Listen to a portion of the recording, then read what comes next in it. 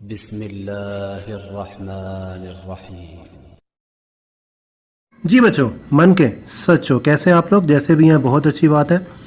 अच्छा जी, last lecture में आपने ऑब्जर्व किया historical background of periodic table और इसकी फैसिनेटिंग हिस्ट्री आपने स्टार्ट की हुई है। राजी, डोब्राइनर, न्यूलैंड को आप कंप्लीट कर चुके। इनके जो मेरिट्स है और डीमेरिट्स है उनको आप ऑब्जर्व कर चुके। आज हम जा रहे हैं मेंडलीव वर्क की तरफ। ठीक है, तो देखते हैं मेंडलीव वर्क आपको क्या बताने वाला है। ओके जी, डिमिट्री मेंडलीव 1871 में इसका जो वर्क है वो फर्स्ट टाइम लोगों के सामने आया। मेंडलीव कौन था, कैसा था, इसका आप पहले इंट्रो देख लें, उसके बाद फिर हम बात करते हैं इसके वर्क की। ठीक है, He was born in Russia in 1834. Hard work as a youth opened up the college doors. He always tried to be the best that he could be and chose to make his mark in chemistry. And who told the elements where to go? Mendeleev, who put them in columns and in rows. Mendeleev, who was ready, who was able to make a periodic table. अच्छा जी, intro आपने देख लिया Mendeleev का और आपने picture भी देख ली। Picture अभी भी आप देख रहे होंगे मेंडलीव की। तो बेटे फर्स्ट टाइम इस साइंटिस्ट ने आपके पास एक रेगुलर पैटर्न में एलिमेंट को अरेंज किया और इसका जो पैटर्न था वो ऐसा था जिसमें जितने भी नॉन एलिमेंट थे, ऑलमोस्ट 63 एलिमेंट जो इसने अरेंज किए, ठीक है, अकॉर्डिंग टू इट्स कंसेप्ट वो अरेंज हुए। ठीक है, और आपके पास एक टेबल जनरेट हुआ जिसको आप नाम देते हो मेंडलीव पीरियोडिक टेबल। ठीक है, तो देखते हैं जी आपके सामने ये साइंटिस्ट क्या वर्क लेके आ रहा है। He represented the first regular periodic table in which elements are arranged according to ascending order of their atomic masses. तो ये उसने बेस बनाया कि एलिमेंट्स को एटॉमिक मैसेज की बेस पे जो है वो उसने अरेंज किया, और वो भी किस ऑर्डर में? असेंडिंग ऑर्डर में। इसका मतलब कि जिसका एटॉमिक वेट सबसे कम होगा वो सबसे पहले आएगा, उसके बाद नेक्स्ट, उसके बाद नेक्स्ट। ठीक है, इस तरह अरेंज करते हुए इस साइंटिस्ट ने जो टेबल जनरेट किया उसमें जो पीरियड थे, मीन जो रोज थी वो थी 7। ठीक है, और जो ग्रुप्स थे वो थे 8। जो वर्टिकल कॉलम्स आपके पास थे वो 8 थे, मीन्स 1 2 3 4 5 6 7 8 एंड 1 2 3 4 5 6 7 7 पीरियड और 8 आपके पास थे ग्रुप्स। इसको एक दफ़ा देख भी लीजिए। ये देखिए, ये आपके पास मेंडलीव पीरियोडिक टेबल है। ठीक है, ये आपके पास ग्रुप्स हैं, 8 ग्रुप्स हैं। 8 ग्रुप को उसने कंबाइन कर दिया, इसमें डिफरेंट एलिमेंट्स हैं, और जो रोज हैं उसको उसने 7 की डिवीजन में आपके सामने रखा हुआ है, पीरियड्स एंड ग्रुप्स। ठीक है, तो ये आपके पास पीरियोडिक टेबल है जो फर्स्ट टाइम मेंडलीव ने आपके सामने रखा। ठीक है, और ये फर्स्ट आपके पास एक रेगुलर पैटर्न था in the form of periods, in the form of groups. Okay जी, नेक्स्ट आपके पास जो है शॉर्ट क्वेश्चन पूछा जा सकता है, what is Mendeleev's periodic law. Mendeleev का जो बेसिक पॉइंट था जिसकी बेस पे उसने एलिमेंट्स को अरेंज किया वो क्या था, उसको आपने डिफाइन करना है। If the elements are arranged in ascending order of their atomic masses. ठीक है, अगर आप उनकी असेंडिंग ऑर्डर में अरेंज करते हैं एलिमेंट्स को उनकी एटॉमिक मैसेज के पॉइंट ऑफ व्यू से, there chemical properties repeat in periodic manner. ठीक है, जो इनकी केमिकल नेचर होगी वो रिपीट करेगी आफ्टर अ स्पेसिफिक इंटरवल।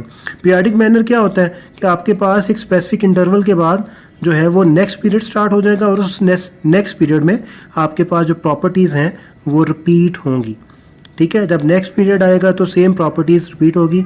ठीक है, जैसे फॉर एग्जांपल आपके पास जब पीरियड स्टार्ट होता है तो एलिमेंट्स बहुत ज़्यादा रिएक्टिव होते हैं और वो नॉन रिएक्टिव एलिमेंट की तरफ मूव करते हैं। ठीक है, तो हर पीरियड के स्टार्ट में आपके पास रिएक्टिव एलिमेंट्स होंगे और हर पीरियड के एंड पे आपके पास नॉन रिएक्टिव एलिमेंट्स होंगे।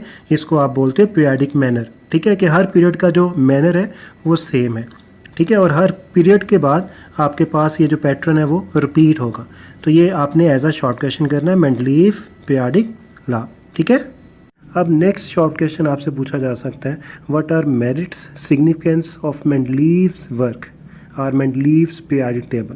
ठीक है, तो इसको भी आपने एज अ शॉर्ट क्वेश्चन ही डील करना है। ओके, तो 4 पॉइंट आपने डिस्कस करने हैं अगर आपको ये एज अ शॉर्ट क्वेश्चन आता है।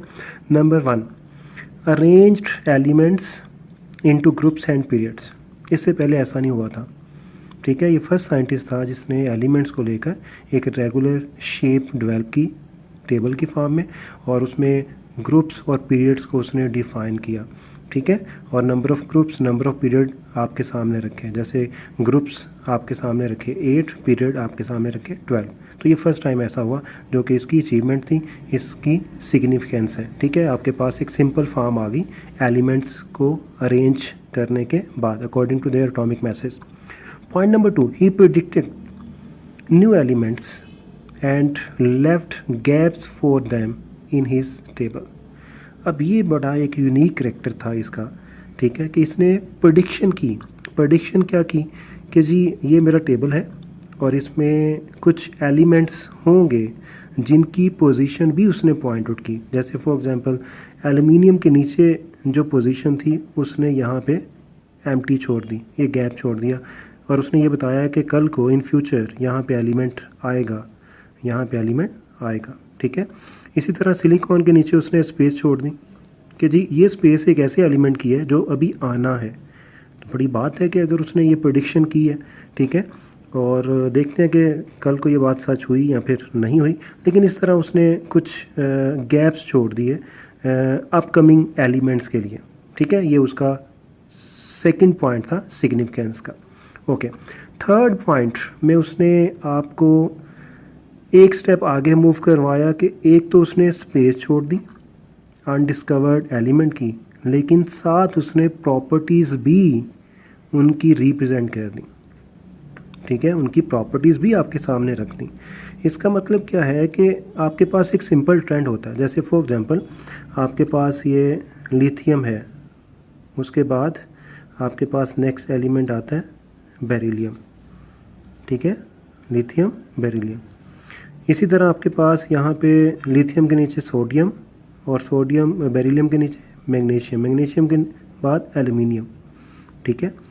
अब मुझे ये बताइए कि अगर मैं आपको ये एलिमेंट स्किप करने को बोलूँ कि जी ये एलिमेंट यहाँ पे एम्प्टी स्पेस है, ठीक है, और यहाँ पे सोडियम है, यहाँ पे एल्युमिनियम है, ठीक है, तो आप ये सोचोगे कि सोडियम भी मेटल है, एल्युमिनियम भी मेटल है, तो ये जो सेंटर में एलिमेंट होगा ना, ये भी मेटालिक कैरेक्टर शो करेगा। ये एक सिंपल सेंस है जिसको आप कॉमन सेंस बोलते हो, ठीक है, जो कि मैक्सिमम बच्चों के पास है, ठीक है। अच्छा जी, सोडियम और एल्युमिनियम, ठीक है, अगर यहाँ पे वो प्रेडिक्ट कर चुका है कि यहाँ पे एलिमेंट आएगा, तो डेफिनेटली उसकी जो प्रॉपर्टीज़ होंगी वो इन बिटवीन सोडियम और एल्युमिनियम होंगी, और उसने भी ऐसा ही किया, ठीक है। एल्युमिनियम के नीचे जो गैप छोड़ा, ठीक है, यहाँ पे गैलियम आया इन फ्यूचर, ठीक है, उसके टेबल के बाद यहाँ पे गैलियम को डिस्कवर किया गया और उसकी पोजीशन बिल्कुल एल्युमिनियम के नीचे शो हुई, ठीक है। इसी तरह सिलिकॉन के बाद जर्मेनियम आया, जर्मेनियम, ठीक है। अब इनके आगे वाले और इनसे पीछे वाले जो एलिमेंट थे वो डिस्कवर हो चुके थे।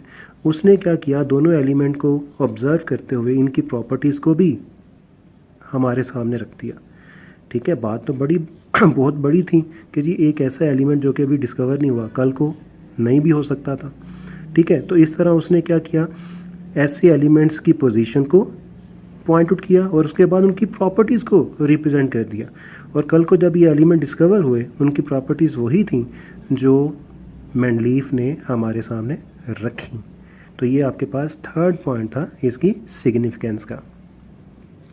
ओके बेटे, फोर्थ पॉइंट आपके पास है, he corrected atomic masses of different elements.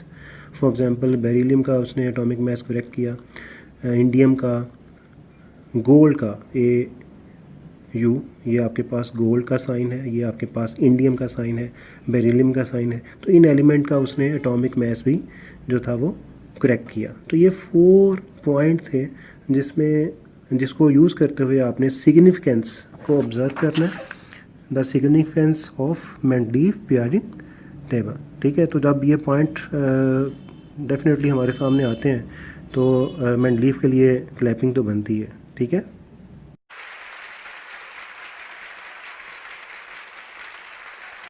बिस्मिल्लाहिर्रहमानिर्रहीम। ओके बेटे, इस वीडियो में आप नेक्स्ट पॉइंट पढ़ने वाले हो, what are the demerits, defects और drawbacks of Mendeleev periodic table. कौन से ऐसे डिफेक्ट्स है जिनको मेंडलीव पीरियोडिक टेबल जस्टिफाई नहीं कर पाया। Okay, point number 1, the position of hydrogen. ठीक है, अब पोजीशन ऑफ हाइड्रोजन जस्टिफाई नहीं थी। उसकी वजह ये थी कि अगर हम हाइड्रोजन को देखते हैं लिथियम के साथ तो रिजेंबलेंस इसकी है, लेकिन हाइड्रोजन की रिजेंबलेंस फ्लोरीन के साथ भी है, मींस हेलोजेंस के साथ भी है, फ्लोरीन, क्लोरीन, ब्रोमीन।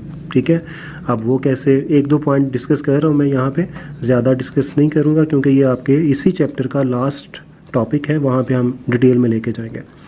अच्छा जी, हाइड्रोजन के लास्ट शेल में कितने इलेक्ट्रॉन होते हैं? 1। ठीक है, लिथियम के लास्ट शेल में कितने इलेक्ट्रॉन होते हैं? 1। ठीक है, तो ये रिजेंबलेंस आ गई। हाइड्रोजन आपके पास नॉन मेटल होता है, ये मेटल नहीं है। ठीक है, ये नॉन मेटल है। जो फ्लोरीन है वो भी नॉन मेटल है, वो भी नॉन मेटल है, ये भी रिजेंबलेंस आ गई। फ्लोरीन को अपना लास्ट शेल कंप्लीट करने के लिए कितने इलेक्ट्रॉन चाहिए? 1 इलेक्ट्रॉन चाहिए, क्योंकि इसके पास 7 इलेक्ट्रॉन होते हैं, इसी वजह से ये 7th ग्रुप में होता है। और इसको अपना लास्ट शेल कंप्लीट करने के लिए कितने इलेक्ट्रॉन चाहिए? 1 चाहिए, तो ये भी रिजेंबलेंस है। तो जो हाइड्रोजन था इसकी रिजेंबलेंस फर्स्ट ग्रुप के साथ भी थी और ग्रुप नंबर 7 के साथ भी थी, जो कि हैलोजेंस हैं। इस वजह से वो हाइड्रोजन की पोजीशन को जस्टिफाई नहीं कर पाया, ये उसमें एक डिफेक्ट था। The position of hydrogen is not clear due to resemblance with 1A and 7A group.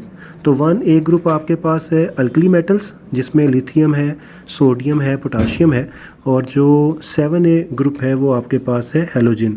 ठीक है, जिसमें फ्लोरीन है, क्लोरीन है, ब्रोमीन है। सेकंड पॉइंट जो कि डिफेक्ट था मेंडलीव पीरियोडिक टेबल का, that is the position of isotopes.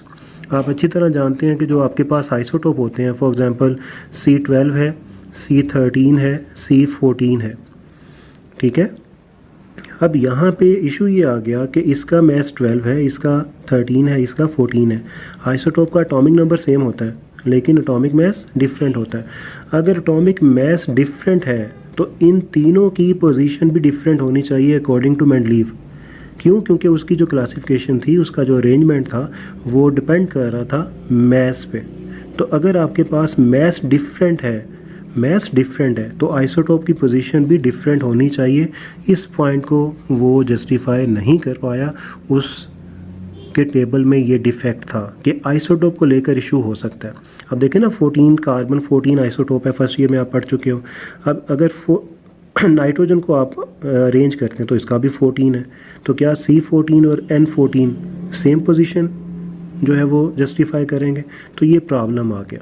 ठीक है, the position of isotope, that will be the second defect of Mendeleev periodic table. Okay बेटे, थर्ड डिफेक्ट में आपके पास जो पॉइंट है, that is dissimilar elements placed together, कि यहाँ पे आपके पास कुछ ऐसे एलिमेंट्स को उसने इकट्ठा कर दिया जो केमिकली डिसिमिलर है एक दूसरे से, मींस के केमिकल नेचर वो डिफरेंट शो कर रहे हैं। ठीक है, तो फर्स्ट ऑफ ऑल हम मेंडलीव पीरियोडिक लॉ को देखते हैं और उसमें मैं पॉइंट आउट करता हूँ कि किन एलिमेंट्स को उसने एक साथ रखा हुआ है।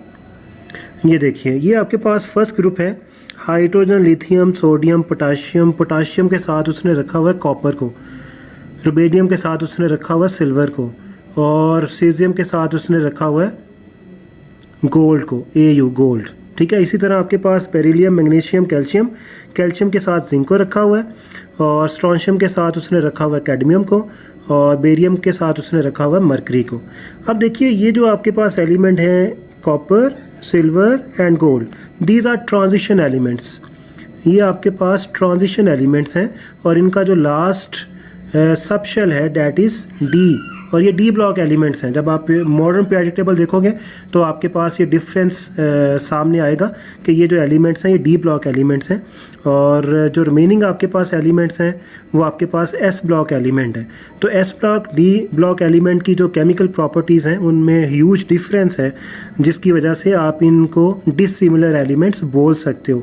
तो ये उसका थर्ड डिफेक्ट था कि उसने ऐसे एलिमेंट्स को एक दूसरे के साथ रख दिया, सेम पीरियड में रख दिया, जो कि केमिकली एक दूसरे से सिमिलर या सिमिलर बिहेवियर शो नहीं करते। ठीक है, यहाँ पे कॉपर, सिल्वर, गोल्ड, यहाँ पे जिंक, कैडमियम, मरकरी।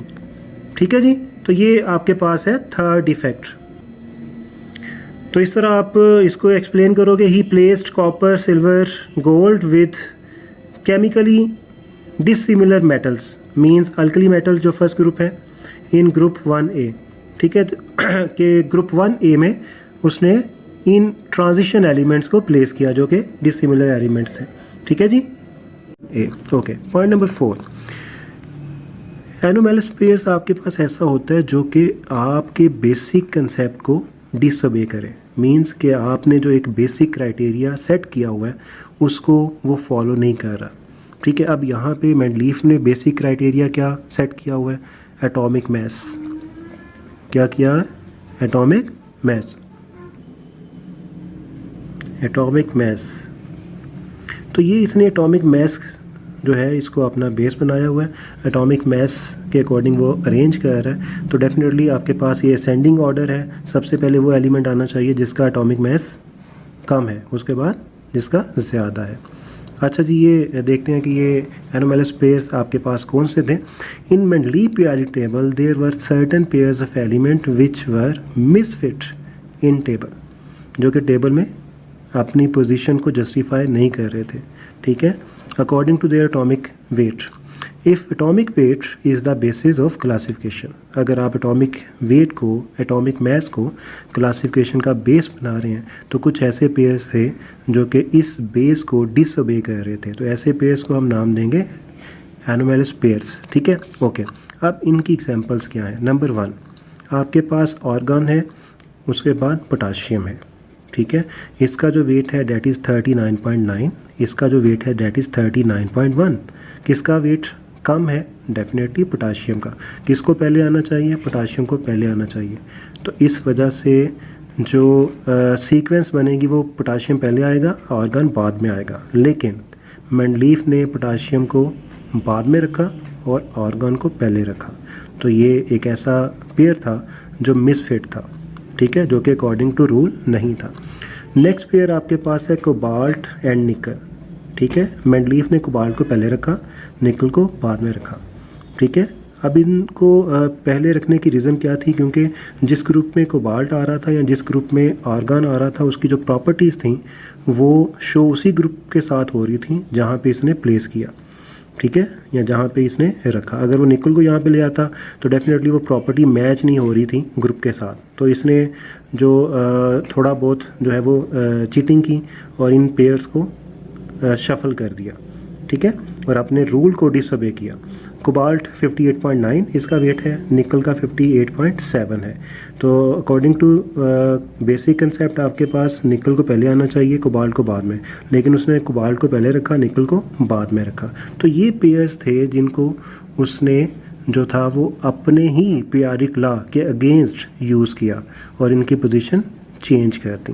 ठीक है, तो these are 4 drawbacks or defects of Mendeleev periodic table. First one is a position of hydrogen, second one position of isotope, third one dissimilar elements placed together, and the fourth one is the anomalous pairs, जो कि example आपके सामने 2 रखी, इसके अलावा भी थी लेकिन 2 एग्जाम्पल इनफ है। ठीक है, तो ये एज अ शॉर्ट क्वेश्चन आपने करना है, what are the defects of Mendeleev periodic table. बिस्मिल्लाहिर्रहमानिर्रहीम। जी बच्चों, इस वीडियो में बेटे आपके पास इस चैप्टर का फर्स्ट लॉन्ग क्वेश्चन है, एज अ शॉर्ट क्वेश्चन भी पूछा जा सकता है, what are different improvements in Mendeleev periodic table. अभी आपने लास्ट वीडियो में जो कंसेप्ट लिया वो आपके पास था different defects of Mendeleev periodic table. तो इस वीडियो में आपने उन्हीं डिफेक्ट्स को दूर करना है, किस तरह इसमें इम्प्रूवमेंट की गई, किस बेस पे इम्प्रूवमेंट की गई, हमारे पास मॉडर्न पीरियोडिक लॉ क्या है, सब कुछ आप इस टॉपिक में देखने वाले हो। तो चलते हैं improvements in Mendeleev periodic table. इसमें जो फर्स्ट स्टेप है वो हमारे पास है the discovery of atomic number. ठीक है, एटॉमिक नंबर को फर्स्ट टाइम 1911 में मूसले ने रिप्रेजेंट किया। एटॉमिक नंबर आपको पता होना चाहिए कि क्या होता है, number of proton, number of proton, ठीक है, नंबर ऑफ प्रोटॉन। इसको जब फर्स्ट टाइम मूसले ने एक्सप्लेन किया तो ये आपके पास एक न्यू पॉइंट था, एक न्यू कंसेप्ट था जिसकी बेस पे सोचा जा सकता था कि जो एलिमेंट्स हैं वो अपनी अरेंजमेंट डिफरेंट शो कर सकते हैं, या फिर ये पॉसिबल हो सकता है कि आप एटॉमिक मास को लेकर अरेंजमेंट ऑब्जर्व कर रहे हैं, क्यों ना एटॉमिक नंबर को लेकर इनकी अरेंजमेंट की जाए, ठीक है। तो ये आपके पास बेस बनी मॉडर्न पीरियोडिक लॉ की। मॉडर्न पीरियोडिक लॉ आपको अलग से भी आ सकता है as a short question, just इसकी डेफिनेशन पूछी जा सकती है, बहुत सिंपल सी डेफिनेशन है। Just like Mendeleev periodic law आपके पास मॉडर्न पीरियोडिक लॉ होगा, लेकिन सिर्फ और सिर्फ चेंज क्या होगा, जहाँ पे आपने एटॉमिक मास लिखा था अब वहाँ पे आप एटॉमिक नंबर लिखोगे। तो डिफाइन करते हैं, if the elements are arranged in ascending order of their atomic number. अब यहाँ पे एटॉमिक नंबर आ गया, ठीक है, कि अगर आप एलिमेंट को atomic number point of view से अरेंज करते हैं तो फिर उनकी जो केमिकल प्रॉपर्टीज़ हैं वो रिपीट करेंगी in a periodic manner. It's mean के आफ्टर ईच पीरियड जो प्रॉपर्टीज़ हैं वो उसी सीक्वेंस में चेंज होती जाएंगी और नेक्स्ट पीरियड में दोबारा से वो ट्रेंड जो होगा वो स्टार्ट हो जाएगा आफ्टर अ स्पेसिफिक इंटरवल, ठीक है। तो सेम डेफिनेशन है Mendeleev periodic law, modern periodic law. Difference सिर्फ क्या होगा, यहाँ पे एटॉमिक नंबर आ जाएगा, ठीक है जी। जब एलिमेंट्स को एटॉमिक नंबर की बेस पे अरेंज किया गया तो हमारे पास इम्प्रूवमेंट्स आ गई, किस में, मेंडलीव पीरियोडिक टेबल में। Use of atomic number that will be the first improvement in Mendeleev periodic table. Elements were arrange according to ascending order of atomic number. तो ये आपके पास फर्स्ट इम्प्रूवमेंट है कि आपने एलिमेंट्स को उनके एटॉमिक नंबर के असेंडिंग ऑर्डर के लिहाज से अरेंज किया, ठीक है। Point number 2, the position of isotopes. देखिए आपके पास मेंडलीव का एक डिफेक्ट था कि आइसोटॉप की पोजीशन जस्टिफाई नहीं है। जैसे कार्बन की मैंने आपको बताया जी 14 है कार्बन का जो आइसोटॉप है विथ एटॉमिक मास 14, नाइट्रोजन भी 14 है, तो दोनों की जो एटॉमिक मास है वो सेम है। तो किसको आप 14 वाली प्लेस दोगे, नाइट्रोजन को या कार्बन को, ठीक है। लेकिन आपको ये पता होना चाहिए कि जो आइसोटॉप होते हैं, जैसे कि फॉर एग्जांपल कार्बन के आइसोटॉप हैं 3 आइसोटॉप्स, ठीक है, इनका एटॉमिक नंबर सेम है। इसका मतलब क्या होगा कि अगर एलिमेंट के किसी भी एलिमेंट के अगर 11 आइसोटॉप होते हैं उनकी पोजीशन सेम होगी पीरियोडिक टेबल में, ठीक है। इन मॉडर्न पीरियोडिक टेबल जो इशू था आइसोटॉप की पोजीशन का वो सॉल्व हो गया, ठीक है। अब कोई आइसोटॉप है नहीं है, 5 है, 9 है, 11 है, सबकी पोजीशन सेम होगी। इसी वजह से तो उनको आइसोटॉप कहते हैं, iso for same and top for position, isotopes, ठीक है, having same position in periodic table. तो position of isotopes was solved by arranging element according to atomic number, because isotopes of any element have same atomic number, जिसकी वजह से ये जो defect था वो रिमूव हो गया, ठीक है। Position of isotope that will be the second improvement in Mendeleev periodic table. Okay बेटे, थर्ड आपके पास इंप्रूवमेंट थी एडिशन ऑफ एक्स्ट्रा ग्रुप, ठीक है। मेंडलीव ने जब एलिमेंट्स को अरेंज किया था तो उस वक्त नोबल गैसेस नहीं थी, उनको डिस्कवर नहीं किया गया। लेकिन जैसे जैसे नोबल गैसेस डिस्कवर होती गई तो हमें एक एक्स्ट्रा ग्रुप अरेंज करना पड़ा, जिसको हमने extreme right side of periodic table place किया। जो भी नोबल गैस आती थी वो वहाँ पे एडजस्ट अपने आप को कर रही थी। इस वजह से हमने एक्सट्रीम राइट साइड पे जो था वो एक एक्स्ट्रा ग्रुप ऐड किया, जिसको आप नोबल गैसेस का नाम देते हैं मॉडर्न पीरियोडिक टेबल में। तो one extra group was added at the extreme right of the periodic table for the arrangement of noble gases. Noble gases. These gases had not been discovered in Mendeleev's time. तो ये gases क्योंकि उस वक्त नहीं थी, इस वजह से इनकी पोजीशन भी ना बन पाई, और मॉडर्न पीरियोडिक टेबल में फिर जब इनकी डिस्कवरी हुई तो उनकी पोजीशन हमने extreme right side of table provide की, जो कि एडजस्ट हो गई, ठीक है, according to atomic number. Point number 4, addition of sub groups. आपके पास यहाँ पे एक ही ग्रुप को हम डिवाइड करने वाले हैं इनटू 2 सब ग्रुप्स, ठीक है। अब आपने डिफेक्ट में ये देखा था कि अल्कली मेटल्स के साथ lithium, sodium, potassium, rubidium, caesium, copper को रखा गया पोटाशियम के साथ, सिल्वर को रखा गया रुबेडियम के साथ, गोल्ड को रखा गया सीजियम के साथ, ठीक है, जबकि ये आपके पास डिसिमिलर एलिमेंट्स हैं, इनका एक दूसरे के साथ सिमिलर बिहेवियर शो नहीं होता, केमिकल बिहेवियर शो नहीं होता। तो इस वजह से हमने इस ग्रुप को डिवाइड कर दिया। अब इस पोर्शन को हमने जो था वो 1A का नाम दे दिया, 1A ग्रुप, ठीक है, क्योंकि ये फर्स्ट ग्रुप का ही पार्ट है, कॉपर सिल्वर गोल्ड, इसको हमने नाम दे दिया 1B ग्रुप, ठीक है, क्योंकि फर्स्ट ग्रुप है तो इसको बोल दिया 1A, इसको बोल दिया 1B।